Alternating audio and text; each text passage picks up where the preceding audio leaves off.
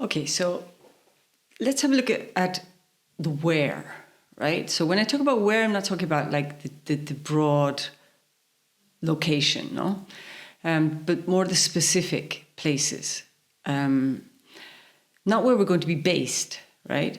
But the places where the people that we want to help are, right? So sometimes we can be intervening in a camp, for example, where everybody is in the same place, or multiple camps. So their location is fixed in a way. And other times we can have interventions that the people are expected to come to a specific place to use the service or benefit from whatever.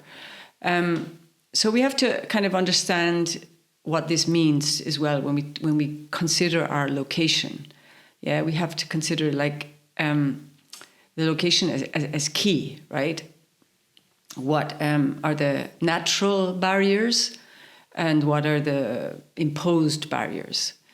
So where I do my intervention and where the people in my intervention are is key, right? Because it's all about access, right? And access affects impact, right? So if I have a brilliant intervention, but nobody can get to it, then it's going to have very low impact, obviously, right? So when I'm looking at location, I need to understand as I said, the natural obstacles and the human imposed obstacles. So what do I mean?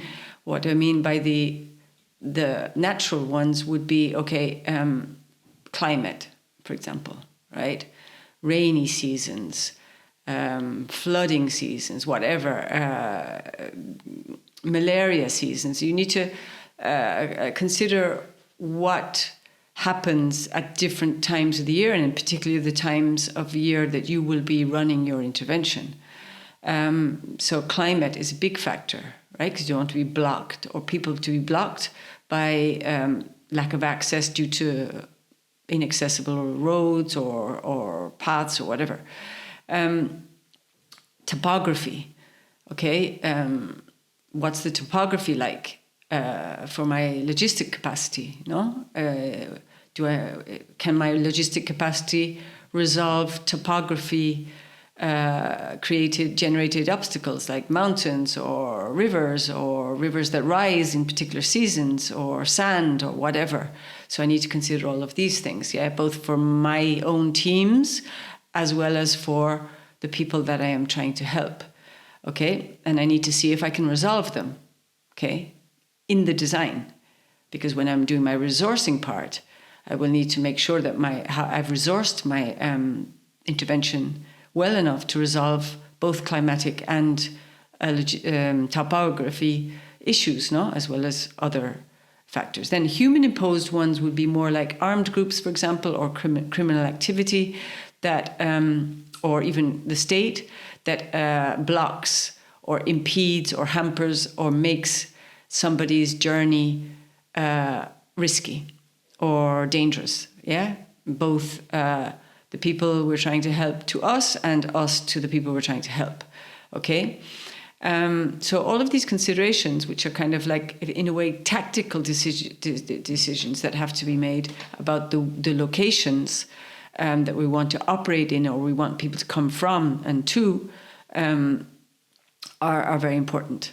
Then we also need to look at, when I'm considering my where, there's a difference if I have kind of like a consolidated approach, that my intervention is part of other interventions on the same group of people. That will obviously have more impact than one intervention on a large group of people that is on its own. So these are questions that we have to ask ourselves and decisions we have to take, right? So there could be a very hard to access population somewhere, and all the other actors are providing services or solutions to the problems of a population that is bigger and easier to access, and perhaps one consideration might be, okay, is it better that I take my intervention to the people who have nothing? Maybe, maybe not, right? It depends how hard it is to get there and whether your impact, because it's disconnected from the other parts of what makes an intervention whole, maybe it will have lesser impact than if you did it for a larger group of people in an easy to access place.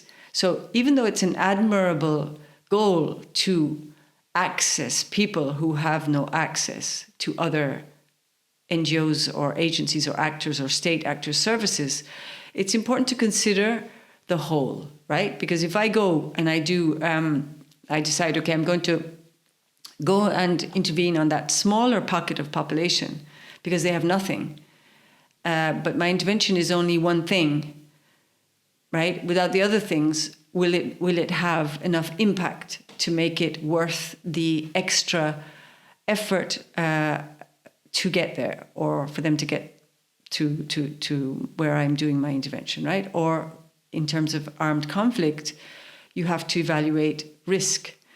So risk for your teams and risk for the people that will be subjected to additional risk because of trying to access your services. So you have to look at it from both perspectives. Yeah, the perspective of, when we're talking about the where, no, from the perspective of you and your intervention, and the perspective of how do people get to where I'm going to be doing my services. Okay, that's key. So maybe the criteria. No, okay. Obviously, as humanitarians and humanitarian intervention, we need to try to get to those who are worst off. But again, I go back to the equation, the spectrum, no, the continuum of life-threatening and life-altering. Okay, and then life-threatening in what term? Life-threatening in the short term, immediately. Life-threatening in the mid-term, or life-threatening in the long term, right? Because that will dictate my impact. In the shorter term that lives are threatened, the higher the impact that I need to inject into the situation to rectify it, right? So my impact is modulated to the life-threatening immediacy of whatever's happening to a given population.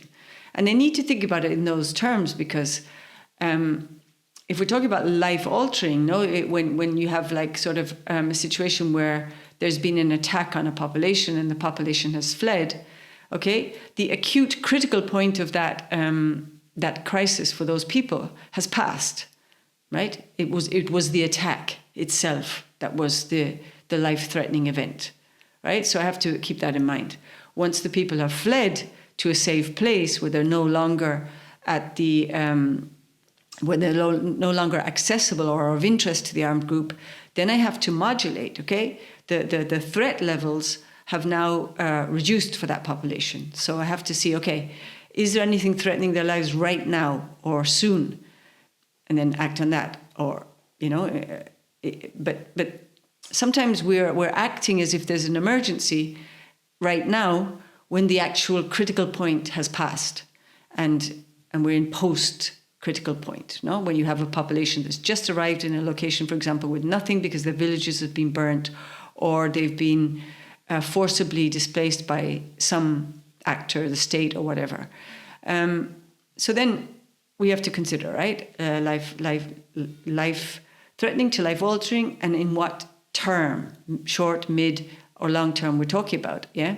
And that will, because we can also have a kind of a funnel intervention that starts much more robustly and much more scope, because it's trying to have an immediate impact on a critical situation, which then narrows backward as that impact is generated and has an impact to change from life-threatening to life-altering on the population.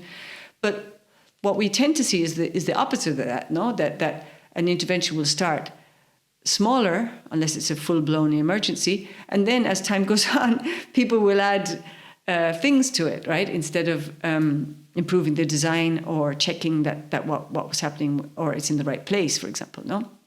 So it's not always growth is the best thing for more impact. Sometimes it's improved design, right? And maybe a change of location, depending. So when I'm thinking about location as well, I need to think about mobility. My mobility towards the people and their mobility towards me. And access is as a bi-directional concept, right? So I'm looking at access from always both perspectives. How do I get to them? How do they get to me? What's in the way? Natural, topography, climate, etc., natural barriers, human, criminal, state, legislation, ethic, tensions, whatever, those I need to understand. Because maybe the place I want to be in the most, because I think they're the most critical population, maybe I'm not going to be there enough because of the risk involved or whatever to have an impact. So maybe it's better that I concentrate on an easier to access population, even though their needs aren't that critical, right? So I'm not saying one way or another. I'm saying it needs to be analysed, and there's not a blanket answer because every contextual reality is different, right? Every contextual reality is different. Every contextual reality is unique. That is why it requires a lot of analysis and thought, right? So unless a situation is immediately life-threatening, i.e. emergency situation, and lives are at risk, I do have time to consider all these things and weigh up the pros and cons against my capacity to resolve, what I'm calling my own resolution capacity, right? So the location versus my resolution capacity is how I determine the feasibility, design-wise, of choosing where to run my intervention.